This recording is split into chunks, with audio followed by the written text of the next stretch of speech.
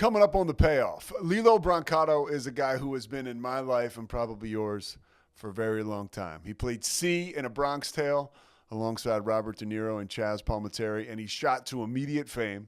Was an unknown, never acted before, had that opportunity, and as he explains to us, his whole life changed. Part of that change, addiction to drugs, became the number one thing in his life, like it did for myself and other addicts out there. You can relate. When that thing gets a grip on you, it becomes your number one. And it was his number one. So much so that his life completely went off the rails. And he ended up in a situation where an off-duty New York police officer died. He went to prison for 8 years, was sentenced for 10, went to prison for 8 years. He's been sober 17 years now. And he's carrying an incredible message. He works at a treatment facility. He is still writing and acting. And he's a special dude. He found out that this podcast was about recovery and said, no problem, I'll do it. And he gave us some really good stuff. So without further ado, here's my man, Lillo Brancato. But first, big bro, Kevin Souza.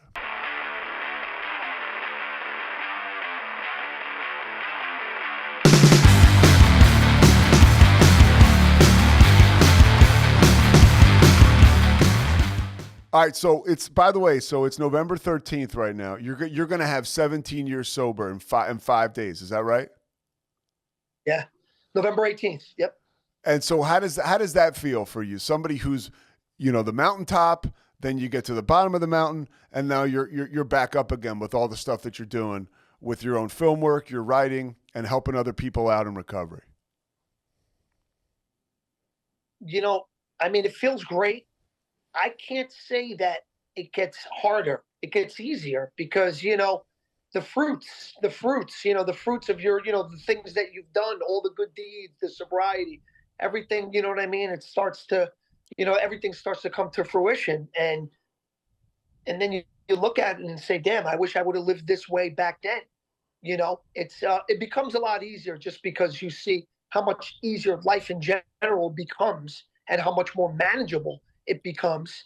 And then it's just such positive reinforcement to want to keep going in that direction. You know what I mean? Yeah. I mean, you do something, you've talked about this, I've heard you, and I totally believe it. You do something, you build on that thing. It's like you do something esteemable, and you build confidence that way, and it does get easier in sobriety. Right. It definitely does. And, then it's about, to me, it was never about going to meetings and stuff like that. I really never got anything from that. A lot of people do, and that's great for them, For me, it's more about helping others, because it's like I've seen the light, and it's like now you want to help them see the light because they can see it. They're just not looking in the right direction to see the light. And it's like, dude, trust me, I did this. Or, you know what I mean? So Let me help you. Tell you what I think you should do. You know what I mean? And it's a blessing to be able to be in that position, to be able to help people. You know what I mean? Because it's like, only because, it's been so long for me and I trust myself. I can honestly say I trust myself. You can put me in any situation. Drugs can be around. Not that I gravitate towards situations like that, but there have been times, unbeknownst to me, I go wherever or put myself in a situation and it's like, whoa, I didn't know that was going to be there. But it just doesn't affect me the same way that it used to. You know what I mean? Oh, yeah. So now I'm really in a good place, Yeah, well, you're working at More Life Recovery, and you're doing PR for them. You do a great job of putting, and this isn't even for them, but obviously your success and your experience as an orator, as an entertainer. I mean, you put up these videos on Instagram, and I'll put your address in the show notes and stuff like that, and you can say it later on, but they're helpful, dude. And it shows like, somebody like you have a really, really unique power because people know who you are. It was public. We'll get into it, but your fall from grace because of addiction. And now you're out there saying, hey, there is hope. I mean, when people used to ask where you were 10, 15 years ago or longer than that, right? It was like, oh man, I saw in the New York Post, he got popped, driving, with drugs or whatever. Now it's like, have you heard about this dude? Like what he's doing? It's pretty amazing. Unfortunately though, not everyone sees it that way. A lot of people, they're going to judge you and treat you according to the mistakes you made in life. It's like a scarlet letter, just never goes away, and just is what it is. Like I can't control how these people are going to act. The ones that do judge me based on mistakes that I made so many years ago. But like I said, I can't control that, or I can't control them. But what I can control is me. You know what I mean?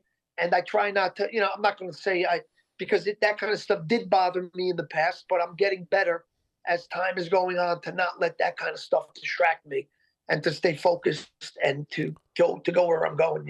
Yeah, your life is such an I mean, it's such an interesting life. It really is. You start off, you get discovered. I guess you're at Jones Beach, and your brother Right. tells you, "Hey, they're casting, or there's somebody's here from this movie, A Bronx Tale. I told him you look like Robert De Niro," and your whole life changes, dude. Yeah. Basically, that's happened twice. Because if you think about it, my whole life changed for the good in that situation, and then like the total antithesis, the total opposite of what happened there happened on December 10th, 2005, because my life changed the other way. Yeah. So I've seen the both, to where it's like, and that's why I don't like wasting time. Like the older I get, time is more of the essence. Like people don't realize how important it is. It's like, even like me having to repeat myself or something like that wastes time. You know what I mean? Because I saw, you know, two times in my life where one split second changed my whole life. You know what I mean? And if I hadn't been in either situation, you know what I mean? It was, like what I'm saying is, if I'm wasting time in one situation, I may have never saw that day in the Bronx Tale, because I took too much time here where my destiny was there, but the time I wasted here prevented me from getting there. Yeah. So that's why everything I try, like I am a perfectionist, and I try to live life in a very precise way. I guess it's still the incarcerated me, because it's like that, being incarcerated all those years, it incorporates structure in your life, which was something that I never had. And that, everyone needs. Everyone needs structure in their lives, because then you'll just, like there's no direction. Where are you going? There's no structure. When I'm going to do this, I'm going to do this, you have that structure. Life just goes a little better. It's a little smoother, I think. Yeah, and coming up for you, you seems like you had an incredible family. Your parents immigrated from Italy. They're so happy to be in Right. America. They're grateful. Your dad was busting his ass. What was it like your childhood early on? I mean, we're a middle class family. I was adopted. My brother Vinny and I, we were 9 months apart. I was 9 months older than he was. We grew up in Yonkers, New York. My dad built homes. He was a construction guy, like the Bronx Tale. So, what I mean? Day after day, it doesn't take, but try to get up day after day. I lived with that. Yeah. I saw that. I saw that and I heard that. I'd be sleeping in my room on a Saturday morning where it's like 12 degrees out, and you can hear the wind through the window, and you hear my dad making his espresso at 5:36 in the morning, going out there day after day. His hands were like sandpaper. You know what I mean? So I know what that was like, and I respect that. And I do have to say, that is the real tough guy. You know what I mean? Guys like that, it's like it's very rare you see that. You don't see that too much of that anymore. You know what I mean? By the way, you were adopted, and for Right. me, I'm sober, right? And it was kind of easy for me to trace the lineage, because my dad's side of the family, they were all drunks and drug addicts, and they did the best they could. But I knew I could point and say, okay, right there. How was that for you? And because it doesn't seem like your parents had any of these kind of problems. Um, you know, they didn't.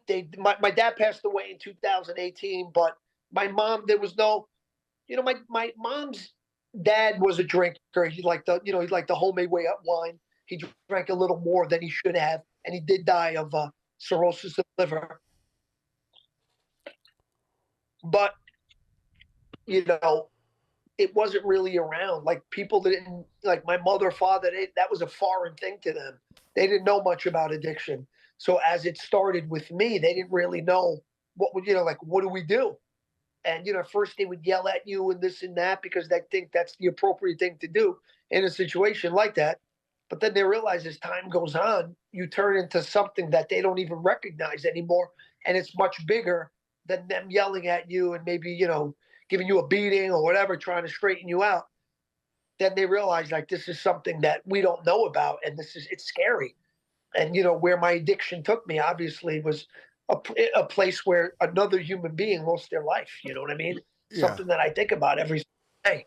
You know Well, what I mean? I wish, you know. yeah, and I've heard you talk about it, and it's something we'll talk about in a little bit. But your life goes in this super positive direction with the Bronx Tale, and first of all, for the alcohol and drugs, you started to drink a little bit, like at family occasions or whatever you would drink. But you talk about your first time smoking weed was a couple times with a real good dude who like didn't have a problem, but he was in the movie with you, and that's when you kind of started to get high, or as you described, like weekend warrior kind of is created at that point in time. Yeah, but it wasn't even a big deal. Like, at that point, it was the weed. My friends, we used to laugh, listening to Pearl Jam's album. The first one came out, Yeah, around early '90s. We loved that. So like we weren't really bad kids. We liked to drink and stuff. But then because of the whole Hollywood thing and that, influence and how fast my life got and just the things that were accessible to me, at a young age because of who I was and the movies that I did, it's like, that stuff is like everywhere. And people, just everyone wants to be your best friend. And, they think that maybe giving that stuff to you would make you like them more. And, that's just what happens. And you live a very fast life. You don't have any real guidance because my parents didn't know about this stuff. They didn't know what to say or what to do in a situation like that. So, it was a recipe for disaster, and that's exactly what happened. yeah. Like that life. I watched the Stallone documentary, and he talks about one on Netflix, and he says the moment Rocky 1 came out, he said that literally the first night it was screened in New York City, his whole life changed. It was never the same again. For you, I got to believe it was kind of the same. I mean, the movie was an incredible hit, and it's you and it's Robert De Niro. And not only are you awesome in the movie, but you're this unknown and somebody who was not an actor before this. I mean, the shift that had to happen in your life, can you describe that?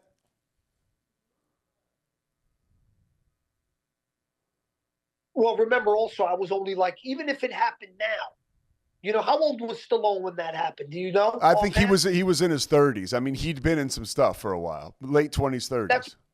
Yeah. right. That's I'm not trying to minimize. No. I mean, and he was, I love Stallone. He's Yeah. really one of my,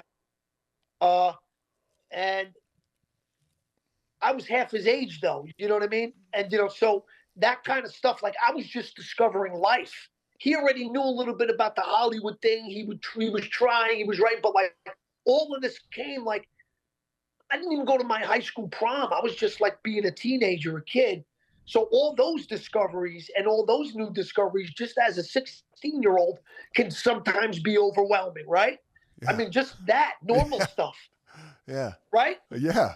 And then got this too, and it's like I remember I had my own phone line. I remember I had an answering machine, and when this movie came out, it was like I had a it was unbelievable. Like I went out, like I had a shoebox just filled with phone numbers.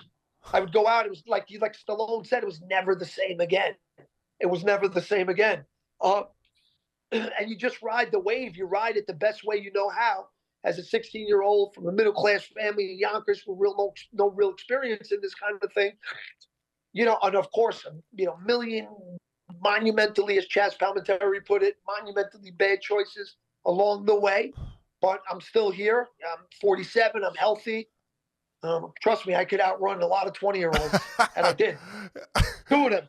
They were running away. They couldn't keep up. But, like I'm proud to say that, but I work hard. I work out. Yeah, you talk about day. You work out all the time, and it's a part of your recovery. It's a part of a reflection. That's why I'm so much water. Yeah. I'm so dehydrated. I worked out so hard today. You have no idea. Because Monday on the weekends, I cheat a little bit. So, I got, man, it's like a serious thing. I got 3 thermals on. I got the space heater on, the house heater. I got the treadmill right in the other room. Yeah. So today it was serious. I got on the treadmill, with all that water weight and everything. I was like a 178. And then after the workout, all that water and everything, I got down to about 170. So that's why I'm drinking But it feels good though. You know what I mean? It feels great because you blow out all that steam, all that stress, and it's just like even though even though things happen, bad things, good things, but I just feel when you do that and you work out and you push out all that nervous energy, it's just like everything slows down just a little bit, and you're able to see what's in front of you, and it slows down just enough for you, for you to have that edge and to make that better decision. Because you know what it is. It takes that 1 second, you make that wrong one, and then for the rest of your life, you're like paying for it. So I try to make better decisions nowadays. And I tell people all the time, do not underestimate decision making. It's gonna ultimately determine where you end up in life. So like really think about everything that you do, everything that you say has to have some thought put into it. It's the most important thing. Think before you act and think before you do anything and before you speak, How about when, you said you were 178, and now you're 170 after the workout, rigorous, obviously. But when you were a junkie, dude. 175, that's okay. what I weigh. Okay. So, but when you were a junkie, just like I was, you're not exactly filled out. Like what was your weight at the height of your addiction? My first night in Rikers Island, okay? This is after I'd been in Jacoby Hospital in the Bronx after I got shot and, everything happened. I lost my spleen, part of my colon. I had a collapsed lung. I was on life support. So I was in Jacoby Hospital December 10th, 11th, 12th, 13th. 13th, 4th, 12, like that, right around there. And then like the 15th, I went to Bellevue in New York City. Okay. Okay. So there, we were heavily, we were on morphine, all kinds of stuff. Cause he had gotten shot. My co-defendant had gotten shot also. So then we left there December 19th, 2005. We went to Rikers Island, like hell on earth, one of the worst places. And to be in that condition. And I remember that night we saw the doctors and they determined what medication they want to put you on and this and that. And I remember they weighed me that night. I was 132 pounds. Yeah, I was 132 pounds. I remember my ex-girlfriend when she saw me in Bellevue, because, her father was, my co-defendant. So she came to see her father with her twin sister. And I was in the visit room with my mom and dad. And when she saw me, because I let the beard grow, I didn't shave or anything. She said that because I was so skinny, and then she saw me because I had the jumper on and it was so loose. She said you could see all the bones in my back. She never saw that before. And she said that and she started crying. She couldn't believe how, but like the life was just sucked out of me. Yeah. Everything, my soul. Everything. I was like rock. Well, I thought it was rock bottom, but you know what? It wasn't, because I still continued to use after that point.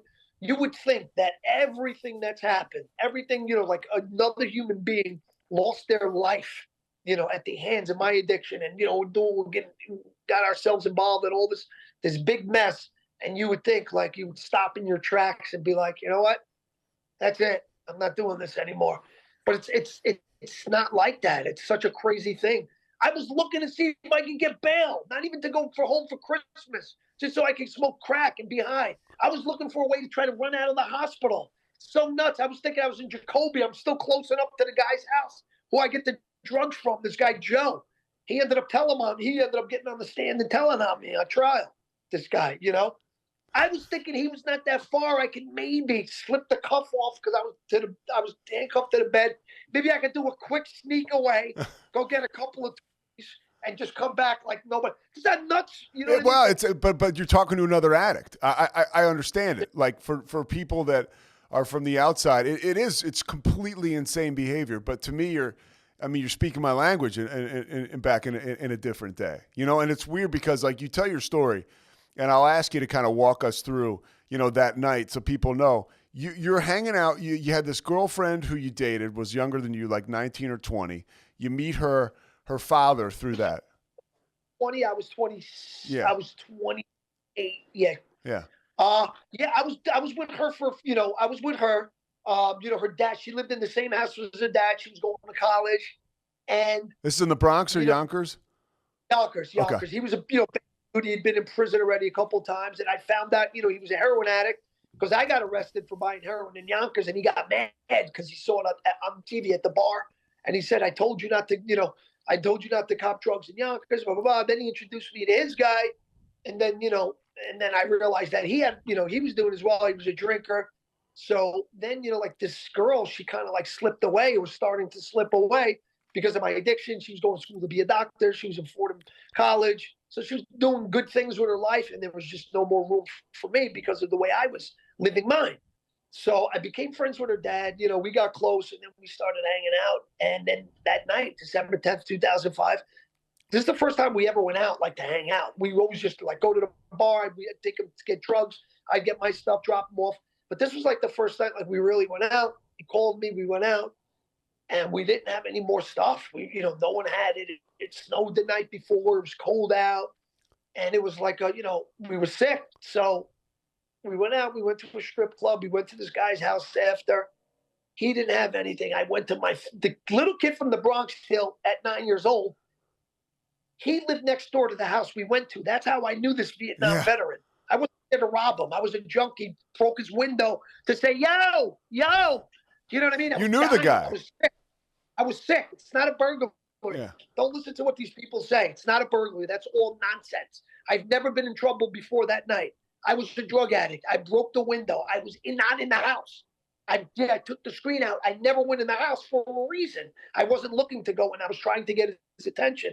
Like, yeah, I brook the window, the thing. Dude, again, I can relate. I've been in like similar circumstances where you do that bonehead shit because you're trying to get high. I mean, like at the time, you're just trying to get high. It's like, I'm sorry about the window.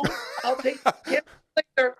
I'll take care of that later. I didn't forget about that. I'll take care of the window and the screen. I'm sorry. But do you got anything right now? Do you got like some codeine? Because that's what he had. He had the typical codeines. They're not the strongest, but you know what? If you take 15 or 20 of them, you're not going to be sick. Yeah. And you're going to be able to go to sleep. And then the next day, you go find some dope. That was the game plan. It wasn't like, let's go out and kill a cop and all that. That's what people don't understand. They try to lump you in, like they try to put you in this. Yeah. Like they try to hurt you in this crazy thing. Yes, I was there. I was trying to get drugs. They make it out like this was a planned thing, like we were it's all. But listen, I'm not minimizing it. Someone did lose their life, okay? But the way they went about it, they could have looked at it totally different way. But it is what it is. I don't want to talk about that too much anymore. Yeah. But it's because of that experience in that night, I am where I am today. Yeah. Sometimes something dramatic, profound like that has to happen in order for people to get to where they're supposed to be going. Yeah. So I truly believe that that's why it happened. I embrace it. I don't shy away from it, obviously. Yeah. I talk about it. It is what it is, And I'm sorry to the family and everyone that I lived my life so carelessly at one time that it caused them to lose their brother and their son and all that. Really, and just so people know, you show up, you don't have a gun. Your co-defendant does. You don't even know it. This is all proven in court. So an off-duty cop comes out and says, "Hey, what's going on?" He's investigating. He shoots you. Your co-defendant shoots back and kills the guy. I mean, Well, listen. Well, my co-defendant got shot also. Yes. He got shot 6 to 9 times. He got off one shot while all that was happening. You know what I mean? Yeah. So, listen, I'm not trying to say the cop was a bad guy. No. I'm not trying to say he was trigger happy or anything like that. It was a bad night. It was a horrible night for everyone involved. Listen, man, even that guy, I know he has to think about that night. That was a 28-year-old kid. Nobody had any intentions on doing anything like that. We were 2 drug addicts. We wanted to get high.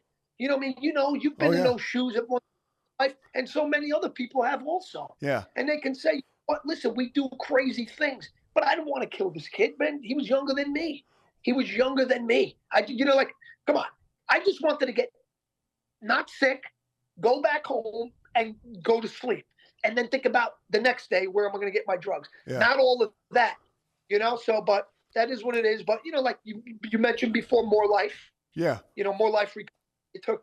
They took a chance on me because, I'm sure they had to hear, negative stuff concerning me. And why would you? But you know what? They're all great. Yeah. And some of them, over there also are recovering addicts. So they can empathize and sympathize with who I am and what I've been through. And we all have a common goal, and that's to help other people. Yeah. And You you're know what I mean? doing that, dude. You're doing that. To use what we have and what we've learned along the way and pass it on to the next guy or the next girl. You know what I mean? And that's just the way it goes. And I'm so happy to be there. I love everyone there. And that's the way I stay plugged in. People stay plugged in with meetings and stuff like that. For me, the meetings, like I said earlier, it just gets easier for me.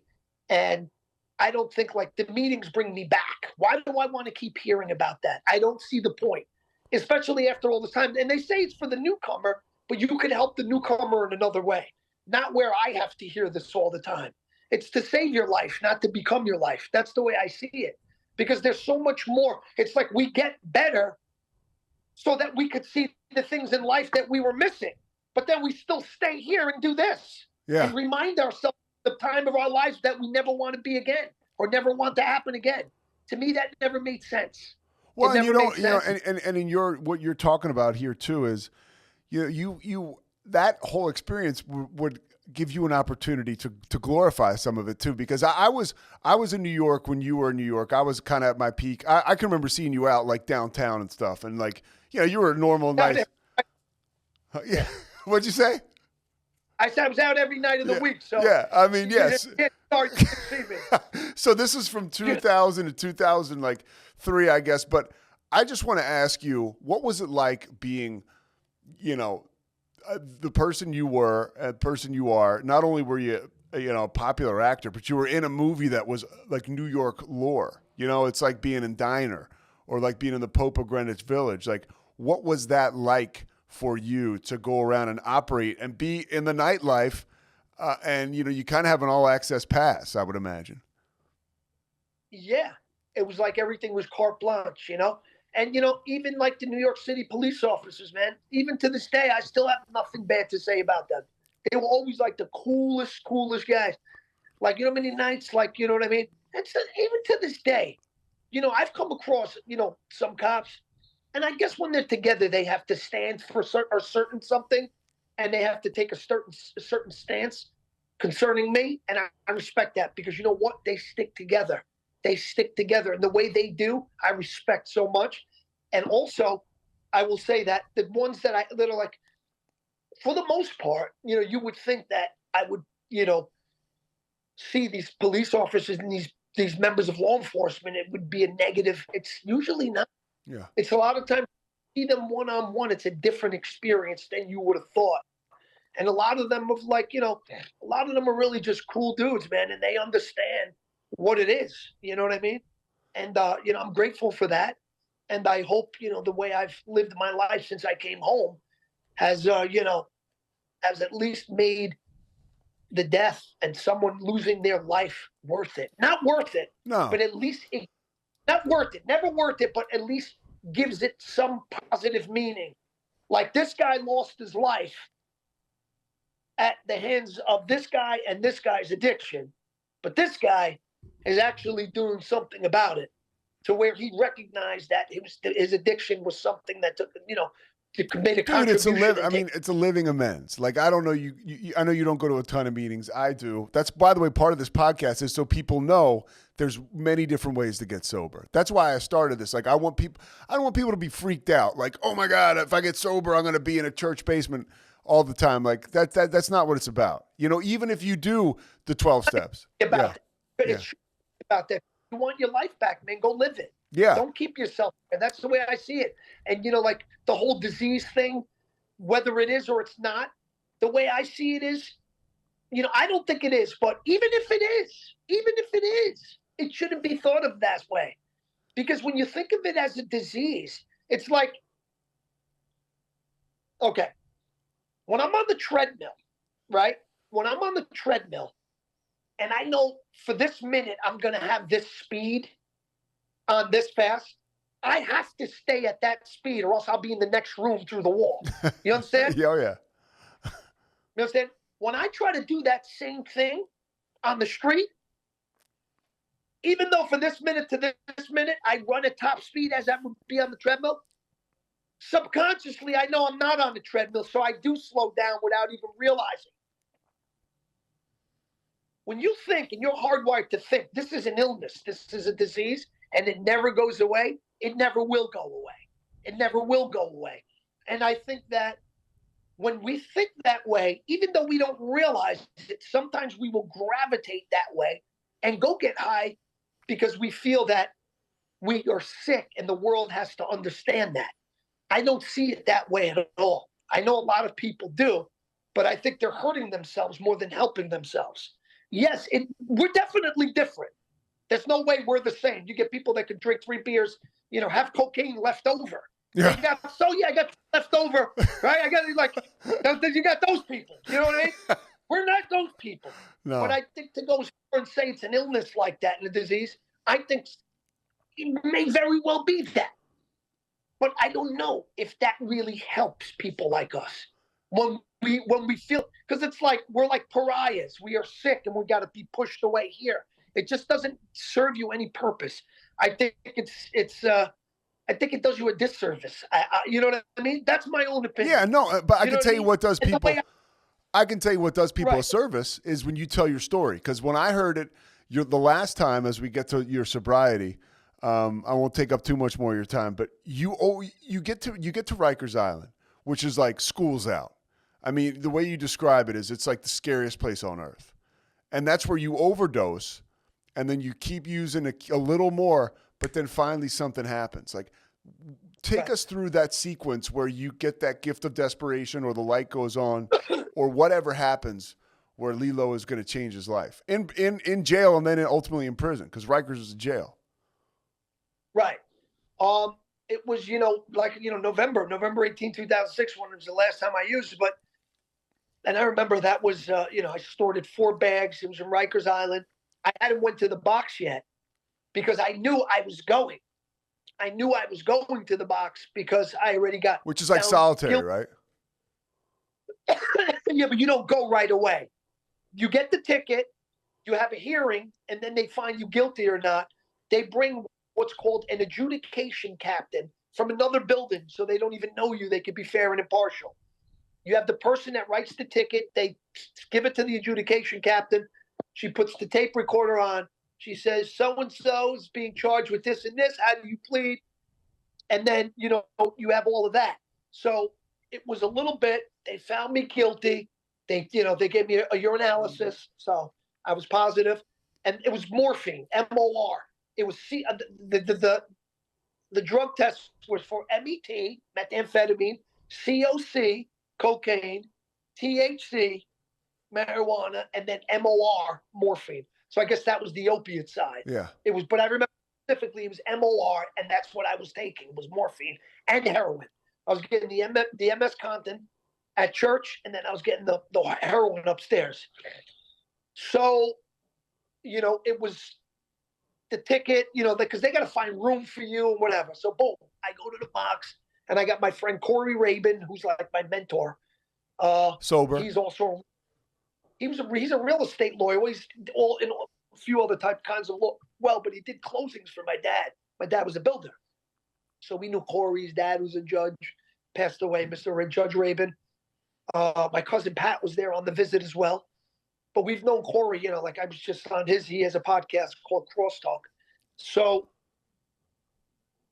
but yeah, I went to, like I was in there, and I remember just the way they weren't happy to see me. And, like, it was like, because it's like, we're here, we're supporting you. You're still doing this stuff. Like, what's wrong with you? This is after you OD'd?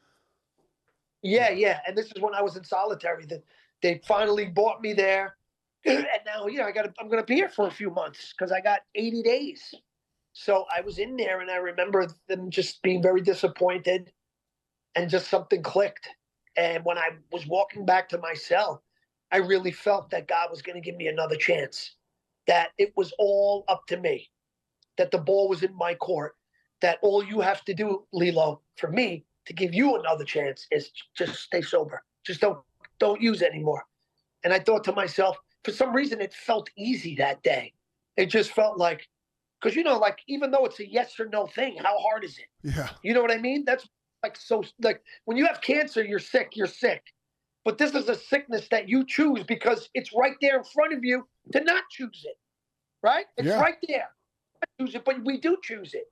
So what the hell happens, right? What the hell happens to us? It's like a temporary form of possession. You become possessed. Yeah. Something, right? Yeah. It's like something else comes in. But that day, it felt like that was lifted. It felt like God said, okay, you've seen everything you need to see. And you handled it well. But obviously, I have a plan for you. And that plan is for you to now live your life the right way and stay clean. Because if you do that, because of the Bronx Tale and the Sopranos and all of these things that you did, people will listen to you. Yeah. You have a platform, Lilo. You have to do this for me. You have to do this for yourself. And it felt like that day, all of that was happening. And it was just all coming. And it was like, okay, I know. It's like, okay, I know what to do now. But now it's like I have a murder case. I have a murder charge in front of me that I have to get past.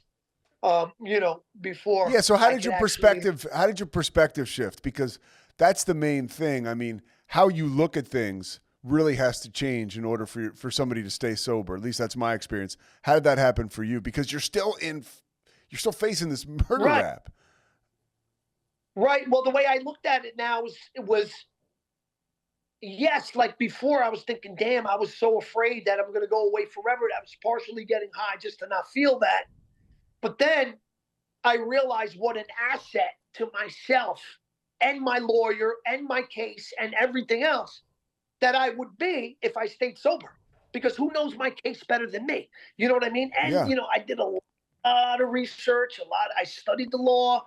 I honestly think if someone got charged with felony murder, burglary right now, I would be able to represent them in court. I would be able to look at the case and I would be able to know, my man, you got to take a plea bargain. There's no way out of this one. But then I'm telling you, I even did, Joe Tacopina, by the way, he represented Trump for a little bit. He was your attorney. That's correct. I first saw Joe in 2006 because I had Mel Sachs, who was my lawyer. He was great attorney as well. He died of pancreatic cancer. August 30th, 2006, which was my birthday. Jeez. It was my 30th birthday. He died. So then it was like, what the hell? My parents knew him. They used to go see him. My dad used to bring him this cheese that he liked. He used to come over to the house. My mom used to cook for him. So they got close with Mel. And my parents, he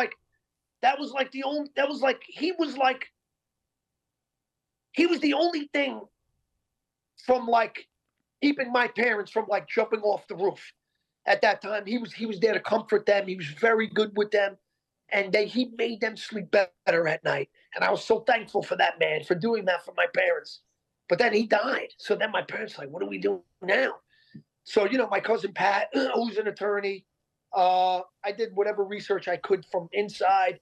I passed on, I spoke to him and asked him to do some research for me. These few attorneys, Joe was one of them, Ben Brofman, and so a couple guys I looked up. Robert Gottlieb. Sure. And I ultimately went with Joe, and it turned out to be a pretty good decision. He's still a very good personal friend of mine, and he was great. What can I say? Yeah. So you get charged. I mean, you get sentenced to 8 years, and you start to you were. I got 10 years. Oh, gotcha. And you served 8. Right. I was supposed to do 8.5, but I got my degree. I got my degree that I paid for. I got a college degree. So they gave me the LCTA, the limited credit time allowance, gave me 6 months time cut. So I went home January 1st instead of July 1st because 8.5 years would have been 85%. That's what you do on a violent crime. And then you do 65% on a nonviolent. So if I would, if I would have got 10 years on the nonviolent, I would have done 6.5. You know what I mean? You don't really get 10 years for a nonviolent. I mean, unless she did the same thing like 100 times. But still, it was, it was what it was. I went there. I made the best of it. Yeah. Got my education. How did you find any kind of recovery when you were in prison? Well, you got to find it from within yourself. You got to realize why you're there. Like, think about it. God took you out of society and, far removed you from where you're from and your friends and your family, and put you in a place where it is about recovery. You're here to recover and correct the mistakes, Department of Corrections. So I realized that night, when I was in Rikers at the attorney visit, my cousin and my friend came. When everything was mapped out for me after that night, I knew what I had to do. I saw the light. You know what I mean? I knew God's going to give me another chance. All I have to do is my part, this. And if I do this, he's going to do that for me. So it was pretty clear. It's like, you know what? I'm going to be home. I'm still going to be in my 30s. Yeah. I'm keeping myself in shape. So who's got, someone did die. And, we never forget about that. But I'm still going to be able to come home and enjoy my family. It's still, a young age. It doesn't mean that you give up because this situation went so tragic. I mean, you had the fire in your belly, and you're helping people, which I believe is the best amends, is the living amends. And you're out there working your ass off. How do you? I would imagine in a situation like yourself, really the only way out is sobriety and working out and talking to other addicts. How did your life change going forward when you got out? Because again, you come out, you stay in New York. Some people, like you said, there's a stigma attached to the whole situation, but you still found a way to cut right through it. How the hell do you do that? Because people are listening to this and they think, oh man, if I get it, I got 5 DUIs and I can't stop drinking. How the hell am I going to get through all this legal shit and my personal life? You did that. I mean, I framed it in a way where I had no choice, that this is what I have to do. Because of all the bad decisions, this is what it is. And this is part of what God said he needed me to do. Just get through all this, and then you're going to be, and I did. I did the best way I knew how. I had not much money when I first came home. I remember I used a lot of it just to pay tickets and all the fines and all the other shit that I had. And I just slowly, I kind of like lived my life like this. I kind of tried not to get distracted. And I just knew that I had to be a different person, and I just had to live my life the right way. And it was just like recovery. They say one day at a time. I think it's even 1 hour at a time. But those same rules apply with something like this, because you're recovering from everything that has happened, like the addiction. It's the same. So I'm recovering from 2 things. So I just, applied the same things and just let me get through today, not get in trouble, not get high, and be better than I was yesterday. Boom. Next day. Just let me get through today. You know what I mean? Yeah. Not get high. Be a little better than yesterday. Next day, you just keep doing that. How's your energy so good? Better than yesterday. How's your energy so good? Yeah, you got great energy. What's behind that? Oh, I think I attribute a lot of it to working out. Yeah. Like I said, I worked so hard today that I'm just like, ooh, so calm, but in a good way. Yeah. You know what I mean? I knew we were going to do this, so I'm ready, brother. I'm ready. So a couple more things before we end, because we're almost up to it here. What do you tell people that need or that don't have hope, that are trying to get sober? It's just a much better way to live your life. It's so, it's just, you'll know that once you get there, but it's just that little piece in the, just like where you have to change your whole lifestyle. I mean, it's like, what I can say, like the best thing I can say is it's a lot better to live your life this way. Just, you just gotta get there. You gotta really want it and push through that beginning part where you have to make those necessary changes. You got to change some of the people in your life. You have to change some of the places that you go to in your life, and you have to change some of the things that you do, But once you get that and back on track, it's like you'll never want to look back. You know what I mean? And if it is a disease, it is a disease, but never think of it that way. I'm telling you, never think of it that way, because I think it'll get the best of you every time, and you won't even realize it. The subconscious is very powerful. So you, by the way, so you get sober. I heard you tell a story. You're running on the treadmill at 5:30 in the morning, and one of the guys who did hair and makeup with you on, I think for the Woody Yeah, Allen Jerry. movie. Yeah, he's like, "Hey, De Right. Niro's down here. He wants to see how you're doing." Like, so clearly they're talking about you. De Niro cares about you, and he wanted to see it. I mean, that's one of those miracles in sobriety. I think, Lilo, that's really really cool. That moves people forward. You're exactly right. Like, if Jerry's saying Bob's got a light day, would love to see you. We're right near, because he remember he came to put the wig on. I didn't live there anymore, though. I didn't live there anymore, but I didn't care. I didn't even have a license. Dad's car. I went down and I saw. So obviously, absolutely. They were probably talking about it. And Jerry, because I've seen, I know Jerry. I've worked with him on that. I've seen him. We have mutual friend Steve from LA. So, Jerry's came to a couple of screenings and stuff. So, Jerry's a good guy. I follow him on Instagram. He's, great guy. So he must have told Bob he's doing well and this and that. And Bobby's about second chances. You know what I mean? That's, he's a really good guy. And, he realizes people make mistakes, you know? And so for him to say he would love to see you, because Bobby could have also said, listen, you know what? Don't bring him around. I'd rather not, especially if I'm more, he could have said that and Jerry would have never mentioned it, but he did. Yeah. And, so I took the opportunity. It was great to see Bob. It was kind of surreal, because it was like meeting him all over again. Everything that's happened. I hadn't seen him in such a long time. And he's got like these platforms on. He's like 6 It was when they were filming The Irishman. He's got, yeah. Oh, so, but yeah, I spoke to his daughter recently. She lost her son at the hands of addiction, Leandro. It's very sad. He was a young kid. He was like 19, 20 years old. Poor kid. So yeah, I spoke to her, and she's going through a tough time. And I would imagine Bob as well. That was his grandson. That's part of the service you can provide, at least. Like talking to you. That's part of the stuff you provide. Talking to people, going like, we have a unique quality now where like people that are hit by this thing like a ton of bricks, they can talk to us. All right, last thing, you're writing, you're still acting, you're working at More Life Recovery. How do you find all the time to manage such a busy schedule now?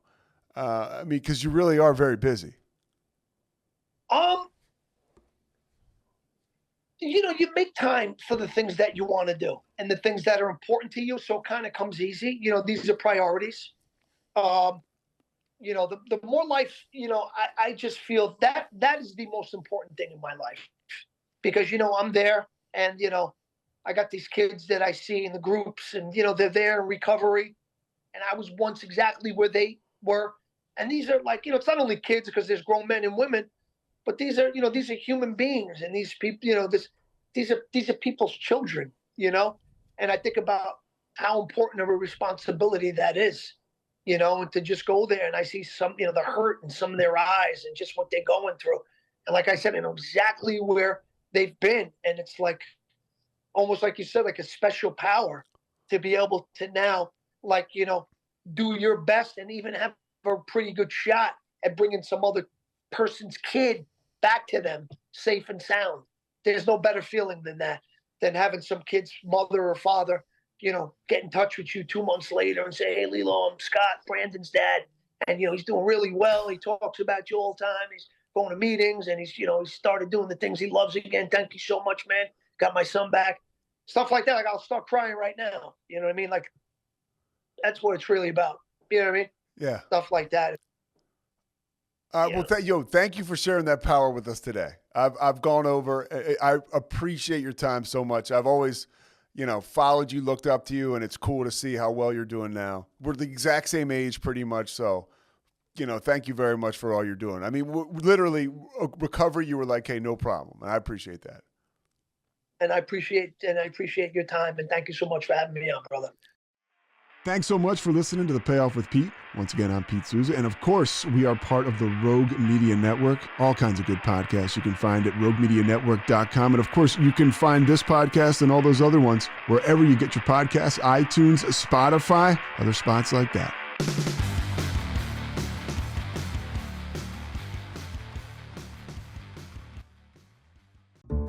This has been a Rogue Media Network production.